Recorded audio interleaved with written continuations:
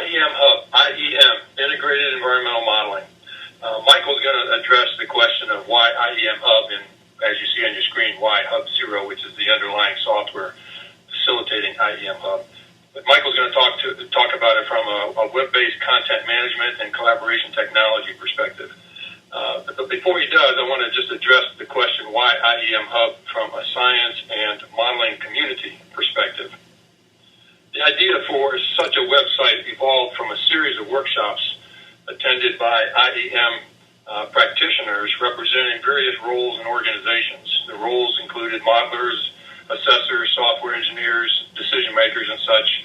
And the organizations spanned the academia, government, and commercial sectors. And the workshop discussions were focused on the topic of sharing knowledge and technologies related to integrated environmental modeling.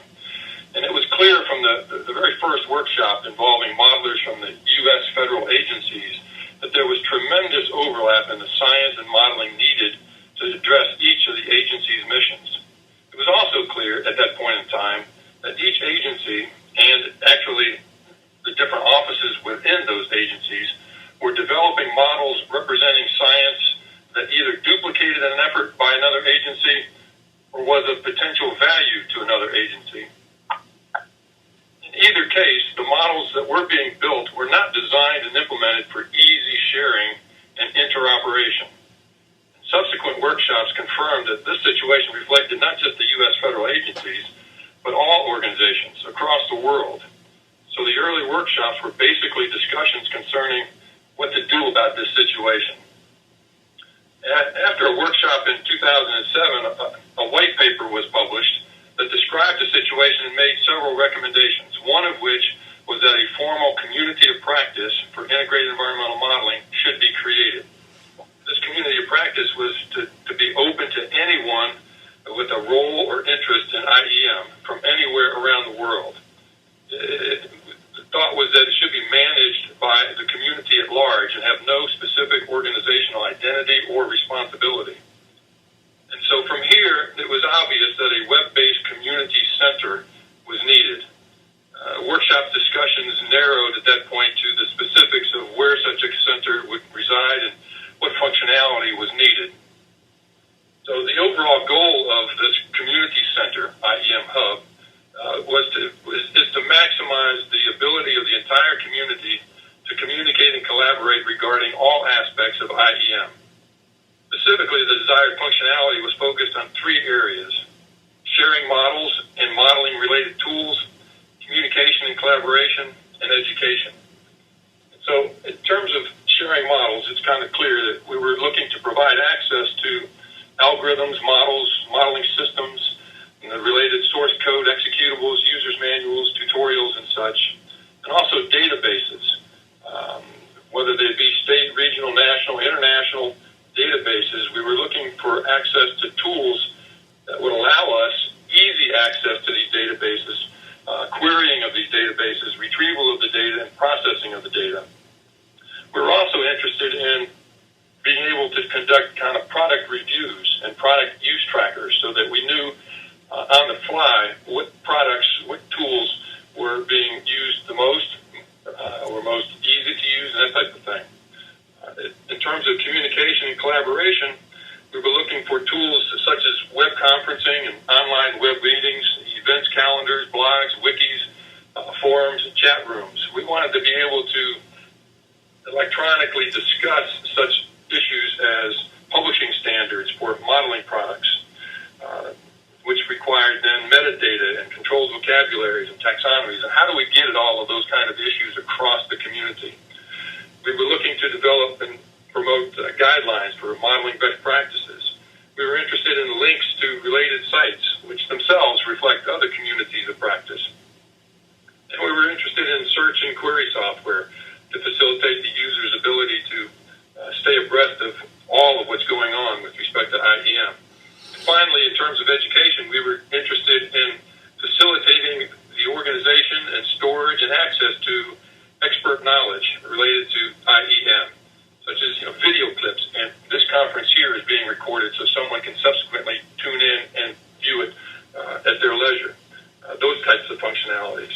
So little bit of background in terms of where the idea came from with respect to IEM and why it exists from a community perspective. As Laura said, this type of site is not unusual or unique. There are many communities, both technical and social, that have established a similar web presence for similar purposes. But this is the iemHUB, and it is wide-scoping in its technical scope. And at this point, I'll turn it over to Michael and ask him to give us the formal presentation of just how this hub works. Okay? So thank you for your attention, and Michael, it's all yours.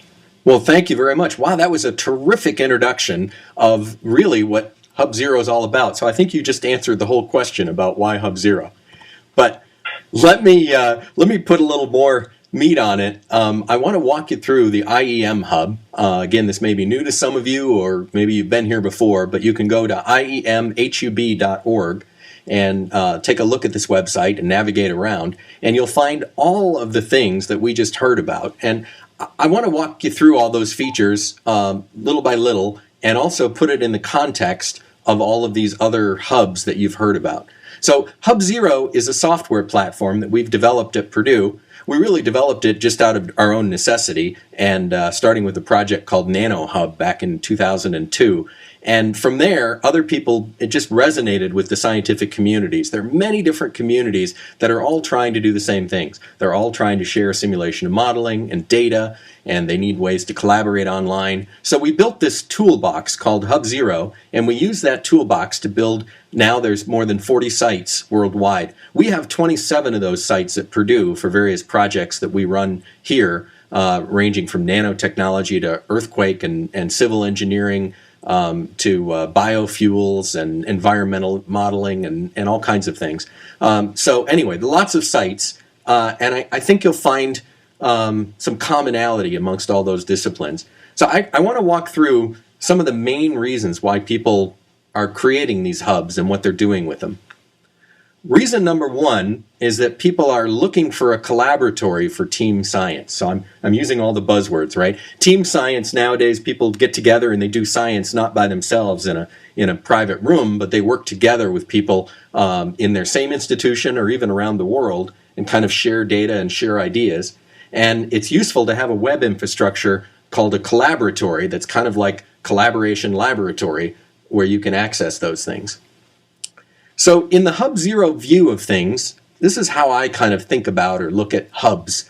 In the center of everything, there are assets, digital assets that people are creating and sharing. There are things like simulation tools and seminars and databases and tech reports. And those are kind of at the center of the universe. You can think of the hub as an electronic library of those kinds of resources.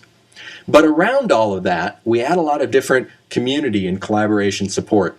We have ways of letting people ask questions and answer them online. We have ways of brainstorming, collecting wish lists, managing calendars and shared events, putting people together in private groups and projects, building in incentives and feedback and reviews and ratings, and kind of studying it all with web analytics. So that's the high-level picture, and I want to walk through a lot of the different mechanisms that I just mentioned. I'll start with the idea of groups and projects. So if you log on to iemHUB.org, you can just get onto the site and browse around, but you can actually register and log in. And once you do that, you'll be able to create new private groups, invite your own colleagues into those groups, and work together with them by sending messages within the group, by having private discussions within the group, by using wiki areas. For example, you might have meetings and you have meeting minutes and you're always wondering where should we put the meeting minutes so that everyone has access to them. Also by gathering private seminars and data together so that only people authorized within the group can view it, and maybe sharing things on a group calendar and so forth. So let me show you a quick demo. You can kind of see all those features that I mentioned down the side here whenever you're inside of a group. You can see all the different functions of a group. And you can really customize those things and turn them on and off and all kinds of things. But let me show you a demo, kind of walk you through. I've got a video that I'm going to pop up. And I hope this comes okay across okay over the webinar, so I apologize in advance if your bandwidth doesn't quite keep up and it's hard to follow. But hopefully this will give you a flavor of what it looks like to work on iemHUB. Under the Members tab, there's a Groups area, and it tells you all about groups, how they work, and there's a link where you can browse the list of available groups. So as you can see, there are already a lot of groups on iemHUB. Many of them are open, some of them are restricted. You can click a link to create a new user group, and that's what I'm doing right now. I'm going to create my own user group. I'll call it Nanotalks. The short name Nanotalks is used as part of the URL, the online URL that you'd send out to people, but the longer title is Nanotoxicology Working Group. You can tag your group with various interests, and just by typing a few things, if I type path, it does all the matches it can, and it comes up with, for example, pathogen model or pathogen indicator model, so I'll choose that tag. If I type something new like nanotubes that it's never seen before, I can just add that tag on. I can fill in some text to describe my group. In case my group is public and open, or people are wondering what the heck this is, I can type in some text that kind of describes what the group is about. There's wiki markup, so I can click on a word and make it bold, and I can insert pictures and links to documents and things. I can also choose how this group membership is controlled. I'm going to choose invite only. I could also choose restricted here, and I could say that, in order to get into the group, you must be, I'm typing a message, you must be a member of the Network for Computational Nanotechnology. And that message will show up when people look at the group and want to register with the group. But anyone, in this case under restricted access, anyone can try to register, and then I'll just approve them if I can verify that they're the right kind of person. I can also make my group visible or hidden. Some people like to work in complete secrecy, keep things hidden. This one's visible. So I have a group now. I have this brand new group. I'm the only member. If I click on the Members tab, I can see all the members. Again, only me. I'm a manager of the group. But I can invite new members. There's a link to invite other people into the group. And I can do that just by typing in their names or their email addresses. If they're already registered members of the iemHUB, then their name will work fine. If not, I'll just put in an email address, and they'll get an invitation to join iemHUB and also to join the group. So here I have a colleague, another colleague at Purdue. I put in his email address and a little message asking him to join the group. And I click the button, and it will send off an email to him inviting him to join both iemHUB and this particular group. All right, so now I'm starting to build up the people in my group. I can also create wiki pages. It tells me this page doesn't exist, but I can click on the link to create it. You can also set up templates if you want to within your group that kind of help you pre-fill in the page. You might have certain templates for data collection that you want to use to create new pages or something like that. In this case, I don't need a template. I'm just going to type in some text. This group is devoted to the study of nanotoxicology, and it's intended for members of the Network for Computational Nanotechnology, so forth.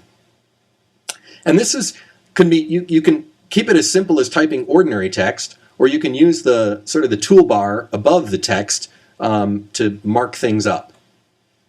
So I can grab certain words and make them bold. I can insert subscripts and superscripts and headings. And you can do this either with a wiki syntax, as you're seeing here, or more recently we've been introducing sort of a what you see is what you get kind of capability onto iemHUB. So it's a lot easier just to kind of mark things up. It's almost like a Microsoft Word document. So this I can leave it open as a wiki page that anyone can edit, or I can lock it down to specific authors. I can make it a private page, or I can make it public. I can put tags on this particular page. I might have a lot of pages like this within the group where I'm using to store information about the group or maybe about data that we're collecting. If you click the preview button, you can see what it's going to look like in terms of the heading and the bold text and so forth. And I can click submit to save. So now I have a page, and if anyone in the group can edit this, just by clicking on the edit button, they go back to the same kind of editor. So if anyone in the group notices a mistake or needs to add some meeting minutes, for example, here I'm grabbing an image, and I'm clicking the upload button to upload that image and keep it attached to this wiki page, and I can even embed it right within the wiki page by referencing it. There's a macro square bracket, file, parenthesis, and then I give it the name of the file that I just uploaded, parenthesis, square bracket, and when I preview that, or if you look in the what you see is what you get editor, I end up with an image now embedded in the wiki page. I'll just go ahead and submit that. But now you can see, I not only have a description of my nanotoxicology group, but I have an image embedded in the page.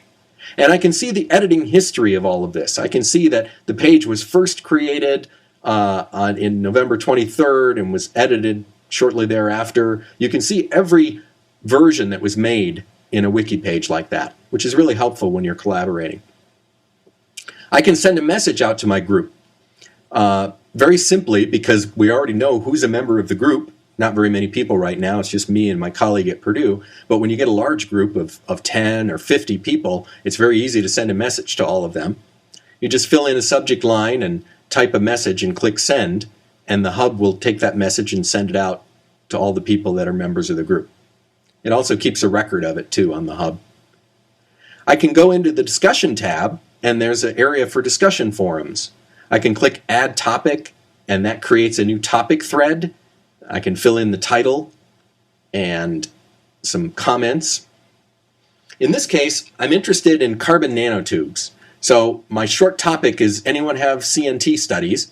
And in the longer comments, I'm kind of explaining what I need. I'm looking for references on the effects of carbon nanotube toxicology in marine life. So I can fill that out. If I felt like it was a dumb comment, I could post it anonymously, but in this case, I want everybody to know who I am. So I'll click submit, and now we have this new discussion topic thread that was created by me, and anyone can read that thread and follow up. I can also, slightly different idea, I can create a wish list, and a wish list is sort of a brainstorming mechanism where you can put a wish out to the group. In this case, I'm saying we need tools to study CNT impacts on nanotoxicology. And you can, one line kind of summary, like a title, and then below that you can explain in more detail exactly what you mean so that people get a better idea. So I'm looking for tools to simulate the effects of carbon nanotubes in biological organisms and nanotoxicology again. I can tag it with things like carbon nanotubes, and now it becomes a wish. And if you're in the group, you can set, for example, what you think the importance of the wish is. Someone else may have submitted a wish, but you can vote on it. You can say, oh, I like this idea. It's a must, and it seems like something that'll just take a few hours, or it may take a few weeks or several months. And everyone in the group can kind of vote on the wishes and help prioritize them. When you get a consensus, if a lot of people think it's a must and it's only going to be a few hours worth of work, that gives it a very high priority on the list of all the wishes. So it helps you pick off low-hanging fruit, the things that are really important but only take a few hours worth of work. The things that are not so important, not such great ideas, and take several months, they kind of fall to the bottom of the list. You can also have threaded discussions on the wish. So I can post a comment and someone can post a reply, and you can also upload screenshots or pictures or data in the discussion thread. And eventually it helps you kind of have a very focused discussion about a particular thing that you're trying to create. Over on the blog tab, I can create my own blog entry on this group blog. I also have my own personal profile on iemHUB, but this is a group blog area here. So in this case, this is like an article that I'm writing and kind of on a thread that goes out to the group. I can write a little entry with a headline, working on CNT tools, and again, a little message about interested in building tools to study carbon nanotube impacts. And again, with the wiki markup and all of that applies across the board, and the recent improvements on our what you see is what you get editor, you'd see that here too. So for this particular blog entry, again, I can tag it. That helps categorize it so that I can find things, all the things later related to carbon nanotubes. And I can control privacy options. I can make this blog entry private to the group, or I can make it public, and so forth. So there's my little article now, and other people in the group can put up their own blog entries, and we'll see this all in one area inside the blog area of the group. So that gives you a little taste of how the groups work within iemHUB. And you can imagine creating several groups like this for various projects that you're working on where, certain people are involved and you're sharing information with those people and you want to keep it all together and perhaps you want to keep it private. That kind of thing looks a lot like SharePoint. And, you guys may use SharePoint or things like that, Google Groups. So the hub has facilities like that, comparable. I want to show you another way of collaborating on the hub too that kind of goes beyond SharePoint and the group mechanism. I'll show you a little later about how you can create tools and publish them on the hub. This is a tool that I've created on the iemHUB site that has a bunch of nanotechnology tools. This one studies carbon nanotubes because that's something that I'm interested in and I know something about. This particular tool that you're seeing on the screen here, you just type in a few numbers and you click a button and it'll simulate a carbon nanotube and bring up the molecular structure, and I can rotate around it and it'll bring up the electronic structure as well. And you can see a lot of information about the tool. You can see that it's been used by 3,500 users, that there are 12 citations. The hub helps track that. At least if you enter the data, you can see it on the hub. There are 12 questions related to this tool. There are 4 reviews people have put in of the tool. There are wishes where people have said, I love this tool, but I wish it had more support for nanoribbons and things like that. So this tool, this digital asset on the hub, is kind of supported by this collaborative environment for things like, first of all, there's a collaborative development area where not just me working on this tool, but I can have 3 or 4 or 5 people that are all working on the source code for this tool. So I'll show you that. I'll show you a little bit deeper the questions and answers about how people can ask about this tool and how they can put up wishes and how they can report bugs. And to me, that's real substantive collaboration on the hub because it's all centered around this tool that people are using and they're very interested in, the model. So let me start by showing you the collaborative development.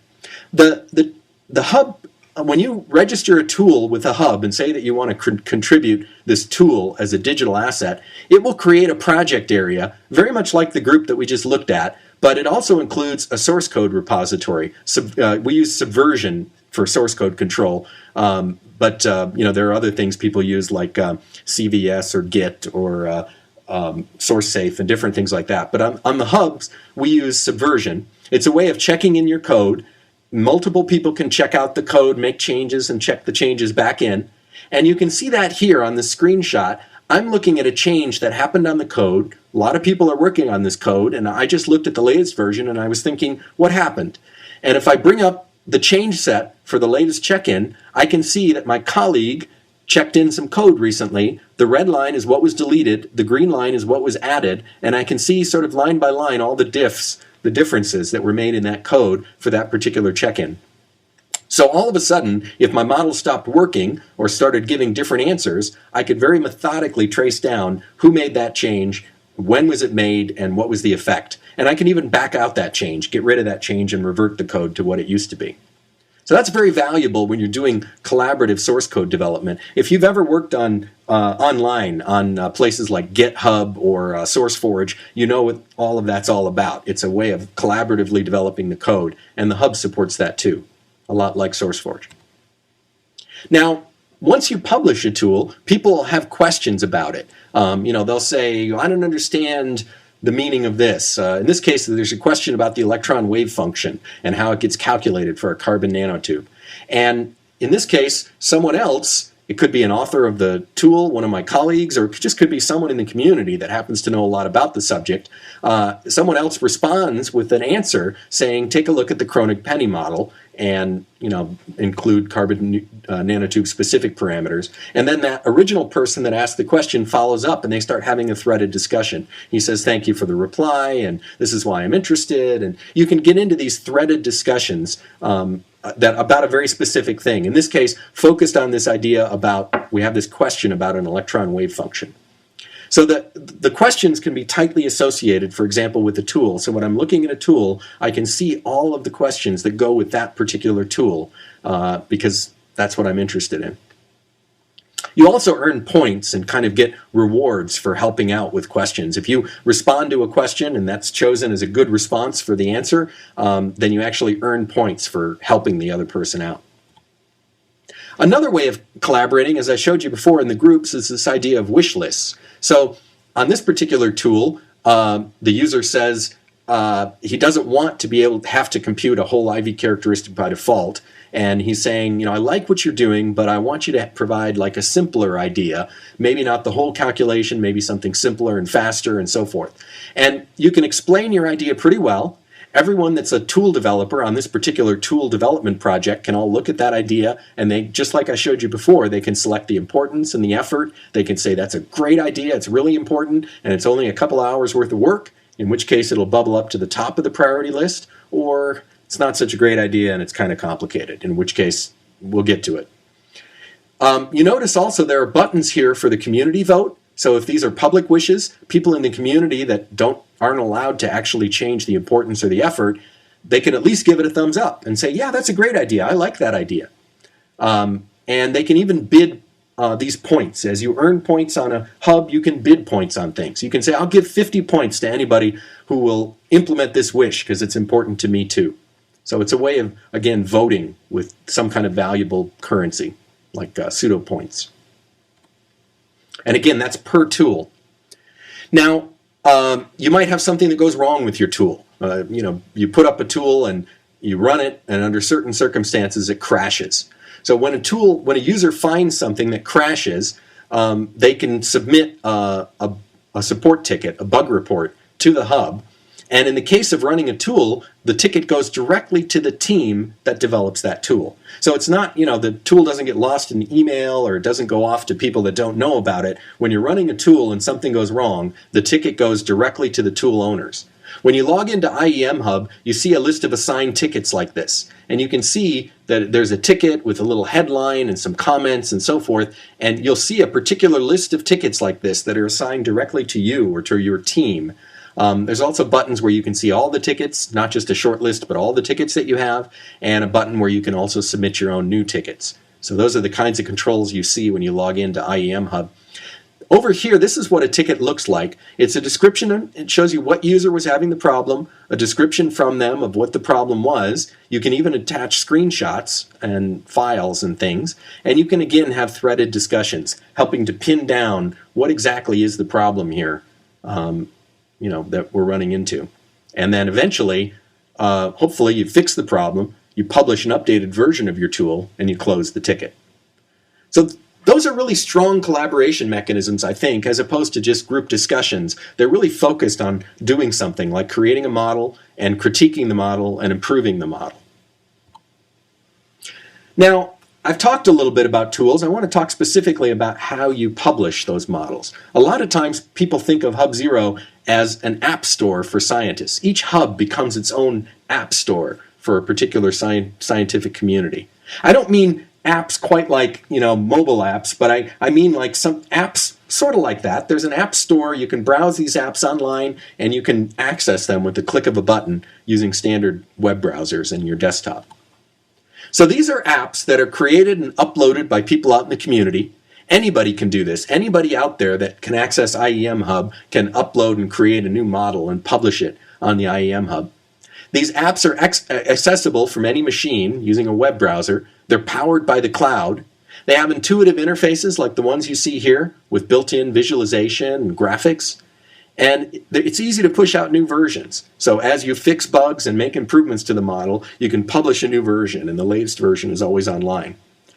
And because of that, because of all those ease of use and features and the cloud-powered thing, they tend to get used in research and education.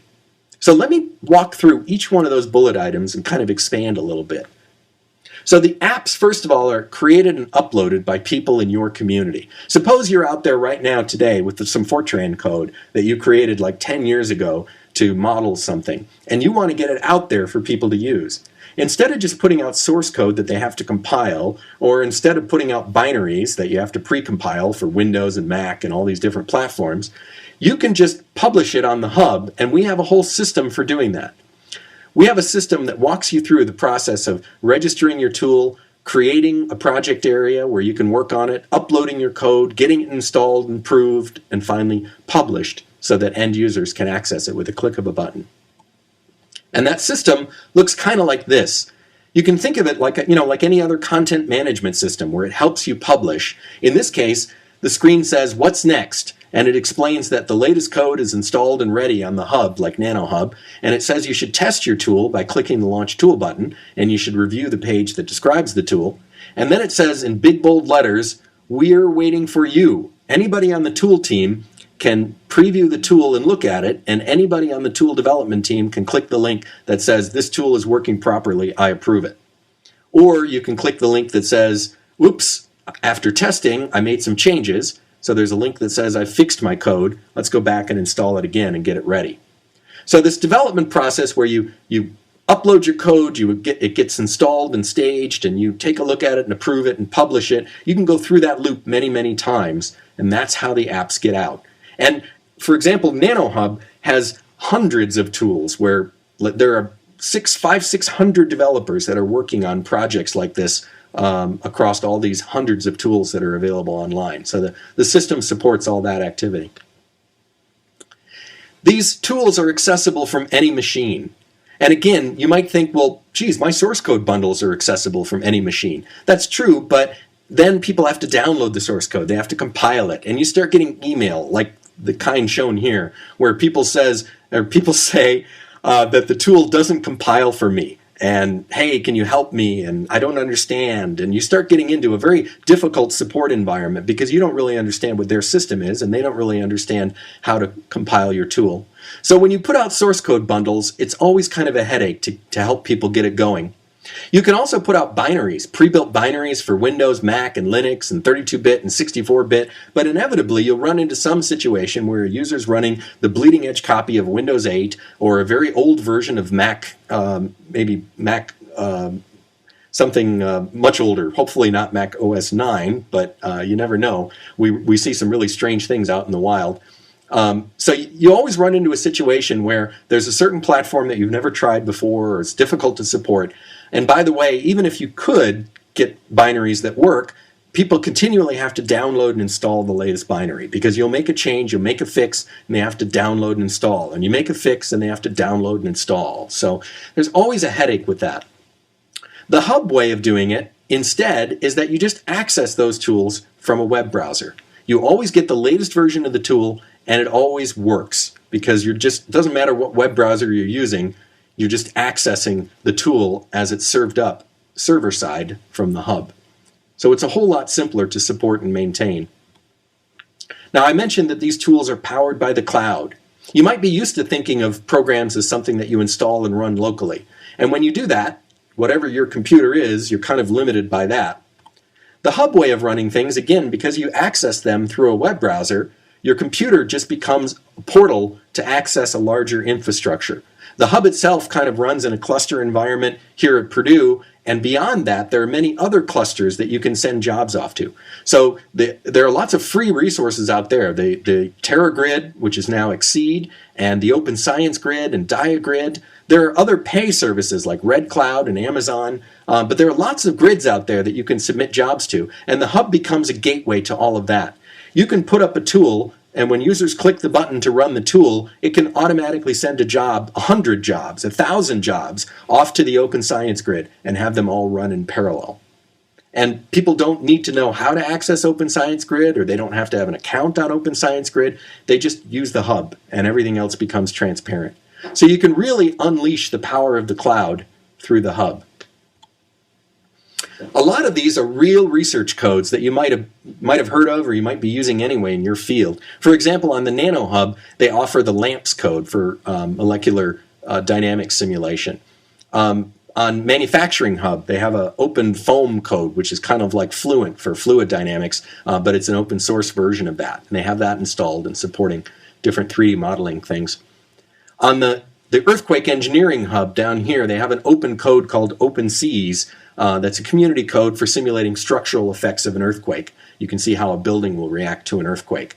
And on the Cancer Care Engineering Hub, they use a statistics language called R that you might be familiar with. That's installed and it powers many of the tools that are available on the Cancer Care Engineering Hub. So you can take familiar codes like these, like LAMPS and OpenFoam and R and OpenSeas, and you can install them on a hub like iemHUB, make them available to the community. Now, suppose you have that problem, and I hope you do, that you have an old Fortran code and you're trying to figure out how to get it online and available for people to use. The old Fortran interface was kind of clunky. You fill in a few files and you get back a few files and all of that. I'm speaking for myself because back in the late 80s, early 90s, I wrote some Fortran code that simulated quantum effects in very small devices. They were Fortran codes. Nowadays, they're available on iemHUB with the graphical interface that you see here. So instead of all the old-fashioned ASCII art that I used to use back in the 80s and 90s, now you have a graphical interface that you can use to access the same code. And the link between them is a toolkit that we have called Rapture. Rapture is a toolkit that's available within Hub Zero that helps you create a graphical user interface very quickly and sort of automatically. Rapture is the rapid application infrastructure, something we started working on a long time ago, back in 2005, and we've been improving it ever since. It's open source, and best of all, it works with a lot of different programming languages. So whether your code is written in MATLAB or Fortran or C or Python or what have you, Java, Ruby, whatever language you like to use, you can create a Rapture interface that goes on top of that looks something more like this, where you prompt people for bits of information, click a button, and then have it go off and run your C code or your Ruby code or your Java code or what have you. Of course, if you want to create your own graphical user interface using Java or using Qt or using MATLAB or what have you, you can do that too. But Rapture is a quick and dirty way of saying, I've got this old code, I don't know how to create graphical interfaces very well, I don't want to spend weeks learning, and Rapture will create the graphical interface for you. And it'll integrate a lot of things like visualization. So you can just say, I've got a molecule for an output. Rapture knows how to render molecules. You don't have to figure it out. Rapture works as a builder. So there's a builder program where I can drag and drop controls off of a little palette over here into an information model for my tool, and I can configure all the different inputs and outputs and all the labels and what they mean. And basically, within a few minutes, you can build a Rapture tool, and it'll also generate the skeleton code that you need in C or in Fortran or in Java or what have you for your tool. Then, when you want to run the tool, you just say Rapture or Rapture-run. It'll find an XML file that describes your tool, and it'll render the interface for you depending on the controls that you've created. And whenever you click on the Simulate button, it'll go off and run your code, your Fortran code or C code or what have you, and produce the simulation results and immediately visualize them.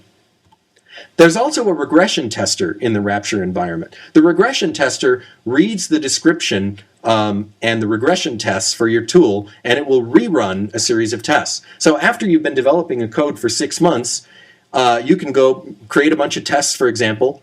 After you make a few changes to your code, you can click the button and rerun all your regression tests to make sure your code's still working properly.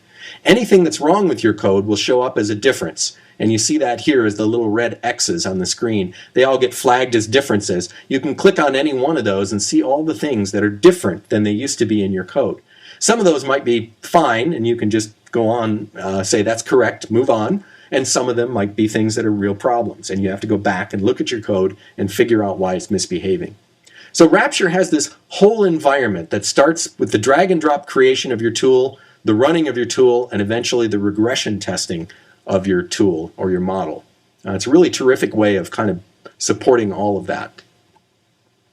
And because it's so easy for anyone in the community to create new tools and to push out new versions, you'll see that kind of gradual community adoption. So this is iemHUB, and again, iemHUB started a little bit before 2002, but essentially 2002. And we started getting a few people online working on new tools. So the blue curve down here are all the different new tools that are coming online. And you can see right now there's a little bit more than 200. There's about 240 or something tools that you can find on iemHUB to simulate nanowires and molecular dynamics and carbon nanotubes and all of that. But the amazing thing for me is all of the new versions of the new tools. So you can see almost 1,200 versions of all of these different tools. So imagine that a person not only puts up a tool, but they improve the tool, they fix the tool, they change the tool, and they put up a new version, and another new version, and another new version. So on average, there are about 6 versions of every tool online. It's not quite that way. Some tools have like 30 or 40 versions because they keep getting developed, and other tools only have 1 or 2 versions. But it's not at all a dump and run situation where someone puts up a tool, throws it up, and walks away. On NanoHub, the user community is very engaged, and they're constantly making changes and improvements and putting up new versions of tools. You can see the tools getting used in education and research. The best way to see how they're getting used in research is to track citations. So what I'm showing you here is a map of citations. Each of the little dots is a paper. And there are some papers that were written about NanoHub that just talk about it as an example of cyber infrastructure. So those are the green dots. The green dots are kind of interesting, but they're not real nanotechnology. They're more like cyber infrastructure or computer science. The blue dots are all about education. Blue dots talk about how NanoHub and its tools were being used in class. But you can see the vast majority of all of these dots are red dots. The red dots are research. Those are cases where NanoHub, or more particularly the tools on NanoHub, are being used as part of experiments and as part of theory. The lines between the different dots show you co-authors. So this is a co-authorship citation network. And you can see inside the dotted yellow line, there's lots of co-authorship. There's lots of connections in the network. And those are people that are working inside NanoHub, that are actually on this network for computational nanotechnology. You can think of them as the people that are sort of funded by NanoHub or paid to work on NanoHub. And there's a lot of them and a lot of connections. But you can see about half of the papers come from outside that group. More than half the citations come from the outside world, people that are just out there using NanoHub because it's useful or they think it's cool. And they have their own networks of people where they co-author papers and work together. Some of them are big and some of them are small, and some of them cross the line and kind of work with people inside of the network. So that, for us, was a really terrific outcome, to see that kind of activity on the network. These are the kinds of papers that you see, by the way, if we zoom in on a couple of those dots and look at some of the titles. You can see that there's an experimentalist in France, for example, who was growing thin films and then using the tools on NanoHub to kind of interpret and calibrate her measurements. So she would measure electrical characteristics of the thin films and then use the NanoHub tool to reverse engineer the film thickness. Because when you get down to about 2 or 3 monolayers of atoms, you really can't measure that, certainly not with a yardstick, and it's really hard to measure it with anything. One of the ways they measure those things is by measuring the electrical characteristics of the thin film, and then they can deduce the film thickness based on the electrical characteristics. So that's what this experimentalist was doing. She was using a tool that someone else put on NanoHub, sort of like a little mortgage calculator, where she just wanted this thing where she could plug in some numbers, push a button, and get an answer, and compare that to the experiment.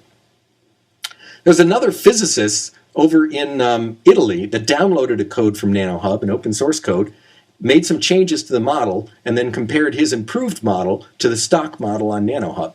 And that's another terrific thing to do, to make improvements to the model and then to calibrate against known versions that are out there. So this is exactly, when we found this kind of activity, we were really delighted, because this is why we created NanoHub to begin with, was to support this kind of activity in the modeling community.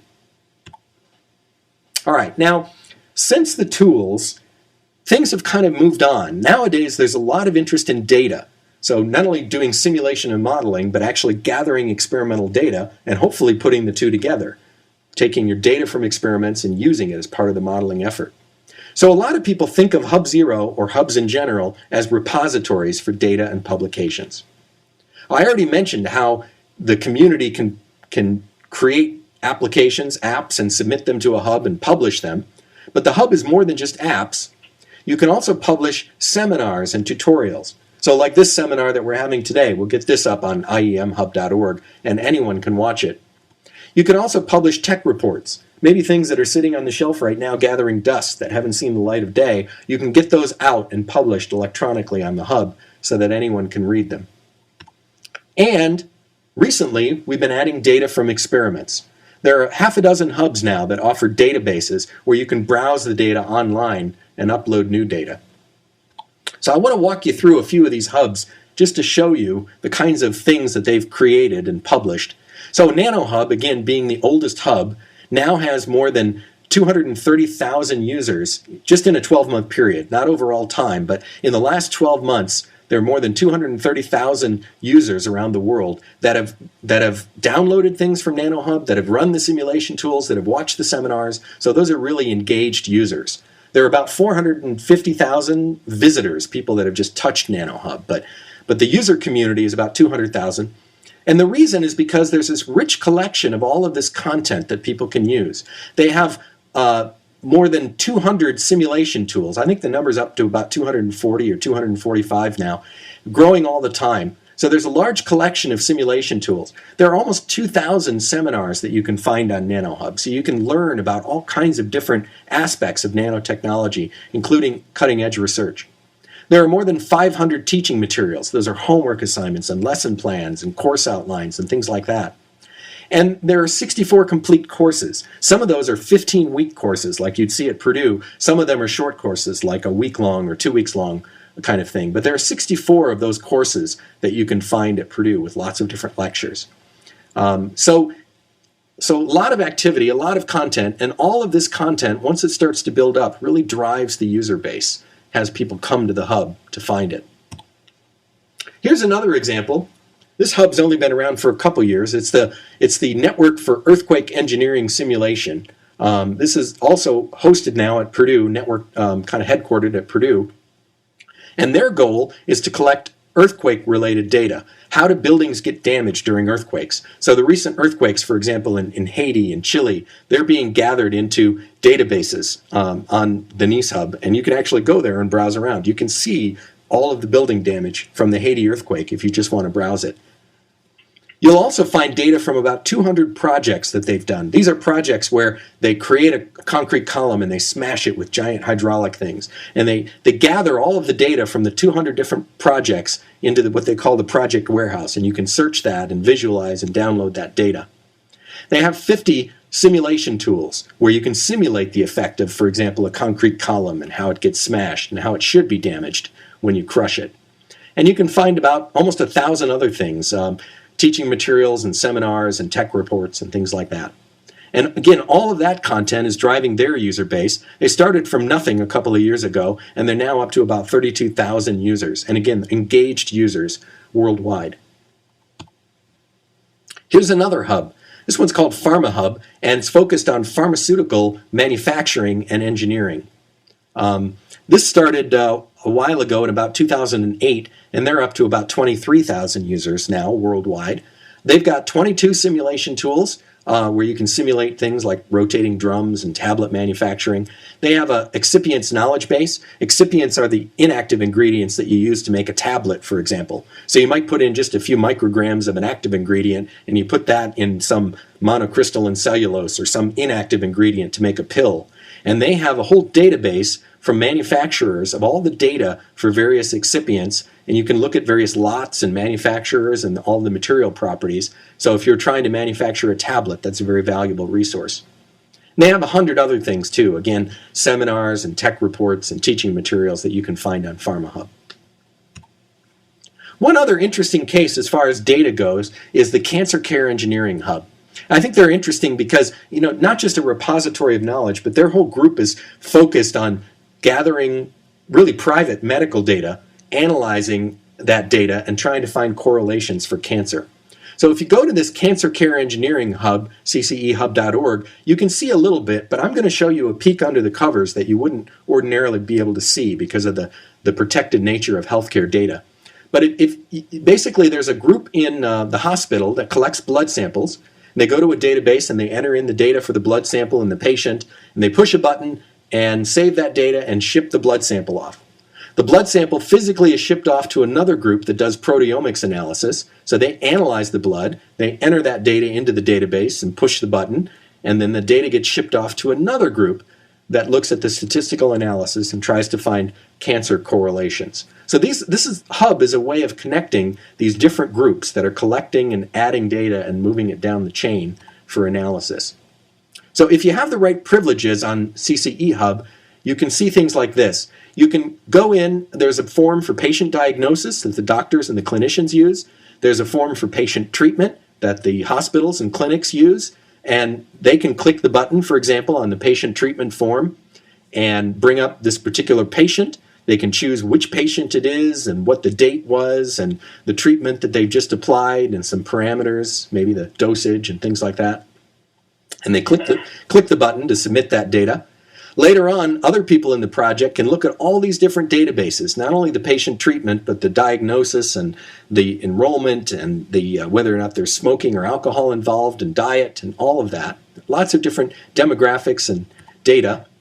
I can pull up one of those, like the diagnosis database, and browse it. So for example, in this area down here, there's a diagnosis column, and I can type in cancer, and it'll filter out everything and show me only the cancer ones, colon cancer, rectal cancer. I can filter other columns as well. So I can say I'm only interested in stage 4 colon cancer and filter down very specifically to a small set of records. I can pull up also a column like coffee and look at things that are more than once a day. So I might be looking for a correlation where someone has rectal cancer, where it was very aggressive, and where they've been drinking coffee more than once a day. And I can look at other information too. For example, when a particular blood sample has been done on a short draw or left out on the counter or something like that, sometimes you have an outlier in your data and you're like, where the heck did the outlier come from? And this helps you realize, oh, they set the blood sample out on the counter. They weren't supposed to do that. That's why that particular sample looks suspect or strange.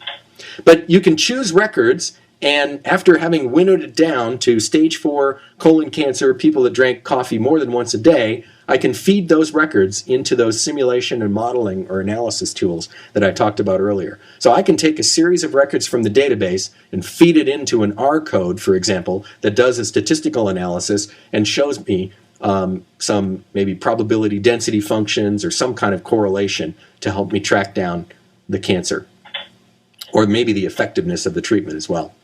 So to me, that's where it really gets exciting, is where we can take data, experimental data, and combine it with tools.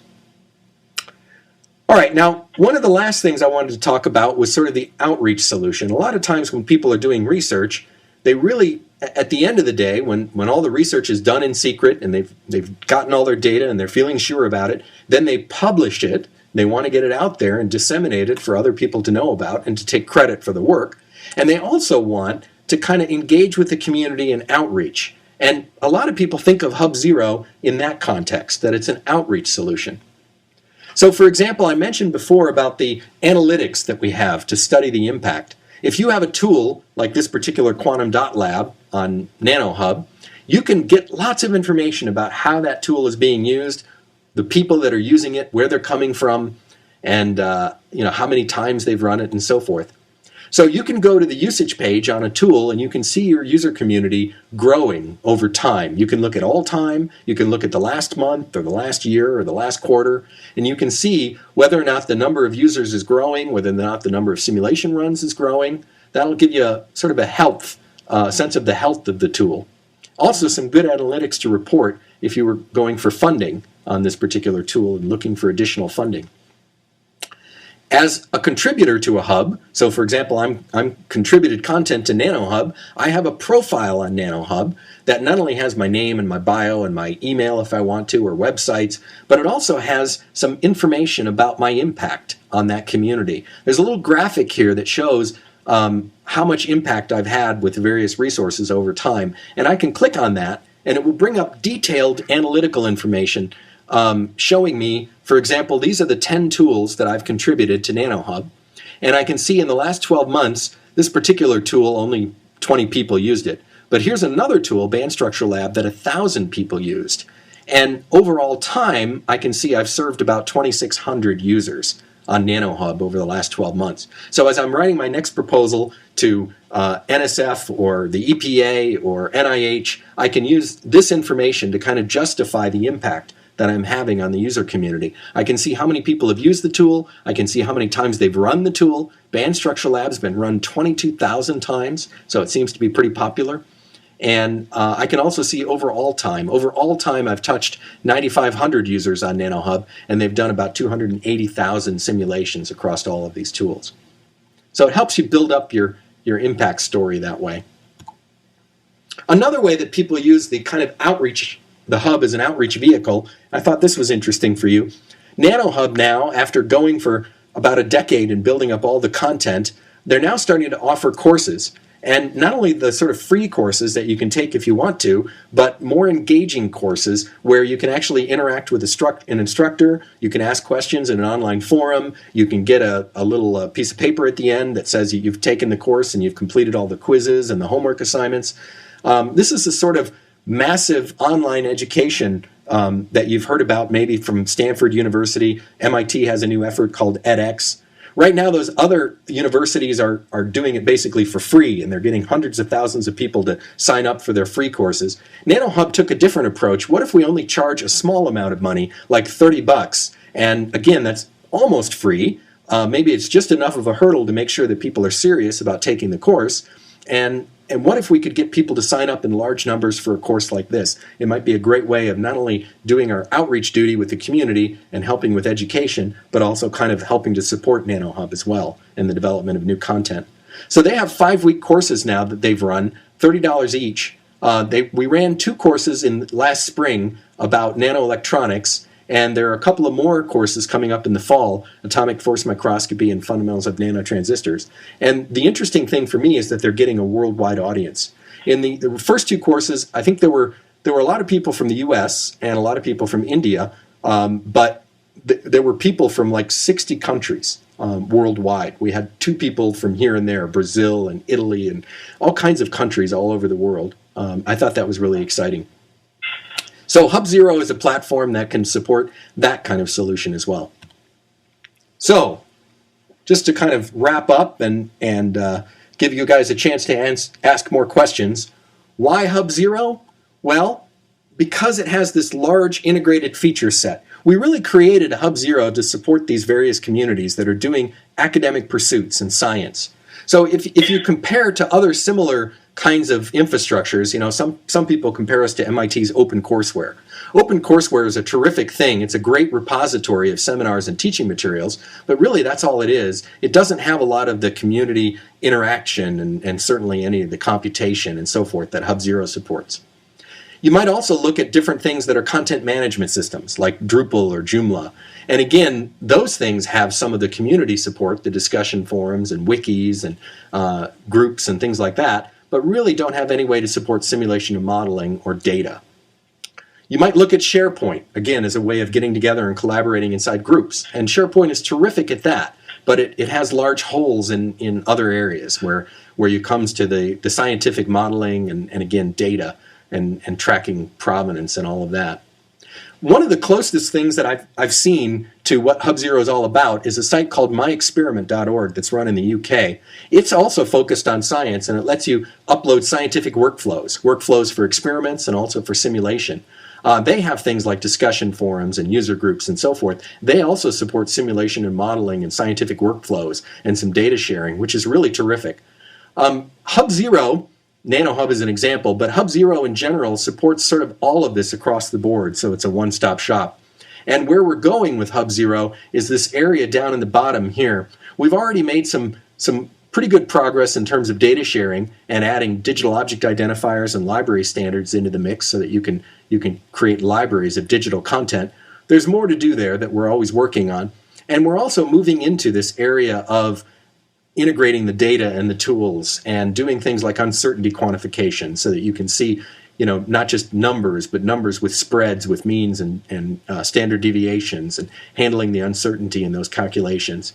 Tracking data provenance as data flows through tools and looking at more proper peer review, not just 5-star reviews. So going forward, there's a big emphasis for NanoHub and really for all the hubs in this bottom area, and that's where Hub Zero right now is trying to build out the feature set. Hub Zero, all the features that I've shown you so far have been used across all these different hubs that really support lots of different communities.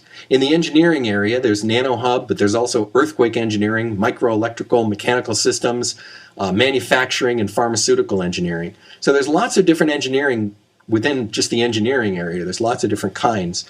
People have also used hubs to support healthcare. Healthcare from things like clinical things like the Cancer Care Engineering Hub and Catalyzed Care, all the way to discussions of ethics, medical ethics, and proteomics. In the environmental area, of course, there's iemHUB that you guys have, but there are other sort of other environmental sites as well. There's a site that's studying biofuels, C3 Bio. There's another one for volcanology, vhub.org, and another one for droughts. That's called DryNet. In the educational area, there's lots of hubs relating to educational practice and how do we teach better online and how do we get students to work together in collaborative groups. And there's hubs that are focused on computing, where you can go to Diagrid, for example, and you can just launch tools and access the Open Science Grid and use things like, if you're in the medical arena, you might be interested in BLAST. They have the BLAST tool available online that you can send out hundreds and thousands of BLAST jobs with the push of a button on Diagrid. So there are all these different hubs that give you access to computing. If you put all those hubs together, there's about 750,000 visitors just in the last 12 months alone in a worldwide kind of audience. You can see that on the map here. These are anyone who's accessed any hub that I know about, particularly the 27 that we run at Purdue, because I really don't have good stats on the others that are run outside Purdue. But you can see the red dots are where people are accessing seminars and watching videos and things like that. The yellow dots are where people are doing simulation. So you can see widespread use of simulation and modeling across the entire planet for all these different hubs. So, in summary, Hub Zero is really a place where you can store and share simulation and modeling tools, kind of the app store for scientists, where you can also store your data and manage your data and hopefully marry the data with simulation tools as we move forward, where you can do collaboration and social networking within your peer groups, work together and actually do science, and we have analytics to help measure the impact. And I hope that's given you a good overview, and I really hope that this overview will help spark some discussion. Right now we can take some questions, and maybe we can also think in a follow-up, maybe there are certain aspects of what I've shown you at a very high level, exactly how you create Rapture-based tools, or exactly how you publish data, and so forth. We might think of a follow-up webinar that I could do at some point in the future, and we can do a little bit more hands-on detailed training. But at this point, I thank you for your attention, and I just want to open it up for any questions you might have. Michael, this is Jerry. As you were showing all the different hubs and such, I'm wondering if you've experienced a need to connect different hubs, like across the environment. There might be a hub for groundwater and a hub for atmospheric modeling. We'd be interested in collaborating across those. Is there any activity of that sort that happens across these hubs? Yeah, we are just starting to get into that area. So as these hubs have grown up in silos, and they're all focused on communities, at the beginning, there were just a few, hubs, and they had very different communities, so there wasn't a lot of crossover. But now, as we're getting more and more hubs, we're starting to see some crossover amongst the communities. So, for example, the Nano community, Nano Hub, and the Micro Electrical Mechanical Systems Hub, they have a lot in common. They're working at slightly different length scales, but there's a lot of commonality. And so we're starting to see people say, well, I'd like to use this tool on Nano Hub and take the output and feed it into this tool on MEMS Hub. Or I'd like to take this data on MEMS Hub or maybe a thermal hub or something and feed it into this tool on Nano Hub. So we're starting to see the need for that now as the hubs grow up and the communities start to overlap. Because of that, we've started working on a few things. The first step in getting people to be able to work cross hubs is to manage the authentication problem. So, for example, if you could log into all hubs with the same username and password, then we can move you seamlessly from one hub to another. And a great way of doing that is being able to log into a hub with, for example, your Facebook or your Gmail account or your LinkedIn account or your Purdue account, career account at Purdue, or some kind of other central authority. So in the last year, we've been working a lot on doing that kind of federated identity across hubs where you can, whatever the source is of your identity, you should be able to create a hub account and log in with whatever credential you've already got, and therefore you can log into all the hubs using the same credential and kind of start moving from hub to hub. We've also been doing some work on kind of exposing the catalog of things across hubs. There's a protocol, the Open Archives Initiative has a protocol, OAI PMH. The PMH stands for Protocol for Metadata Harvesting. It's a library standard. So working in conjunction with the Purdue libraries and learning more about these standards, there's a way of exposing the content of a hub using this OAI PMH protocol, and that lets one hub discover another hub's content. So for example, iemHUB can get a catalog of all the tools on the MEMS hub and find out about all the different tools that are available for simulation. So we're just starting to spin up some of those things as well. We have kind of a prototype right now of that protocol for metadata harvesting, and we're starting to roll it out on a couple of hubs and experiment with it. We have another hub at Purdue that's called the Purdue University Research Repository for Data Management, and we've got the library folks involved in that project as well. So across a few of these different projects, we're getting to the point now where we can share identities and starting to be able to share resources across hubs. Very much still a work in progress, and I think we'll make more progress in the next year or so, but we're definitely going in that direction. Very interesting. Thank you. You bet. Other questions? Michael, this is Candida West. First of all, I wanted to say thank you. This was really good. So will it just be these slides that are uploaded to iemHUB, or will it actually be a video where people can hear the presentation? Yeah, I've been recording this presentation as we went along, and so I'll have a video of it, and I'll put up both the slides and the video. Yeah, because I really want to encourage our community to view this. I think that we seem to be having some struggles getting people to use iemHUB, and I think that they don't recognize the power that there is in it. And so we need to do a better job of getting them to a place where they understand the full complement of capabilities. Yeah, if it helps at all, don't feel bad, because every hub that I work with has this kind of struggle. And the only way they overcome it is by really making a concerted effort to reach out to people, to get them involved, holding workshops, webinars like this, or workshops where people get together. So again, I think it's a terrific idea if we get the word out and we can generate some interest. And if you had, for example, 10 or 20 people that were interested in uploading modeling codes into iemHUB, then we should have a workshop where we get together with those 10 or 20 people and kind of work on it for a day or two, teach them what they need to know, help walk them through, and as they learn, they can help proselytize the rest of the community and kind of spread the knowledge. And that's how I've seen the other hubs kind of overcome it, by doing a lot of, going out there and beating the bushes and training and then helping spread the word. Okay, thanks for the recommendation. I really appreciate it. Sure. So, Michael, this is Gene Whalen. Hey, Gene. Thank you very much. That was very nice. So, if we have software that we can download and install on our personal computers, for example, and it's fairly sophisticated software made up of many complicated components.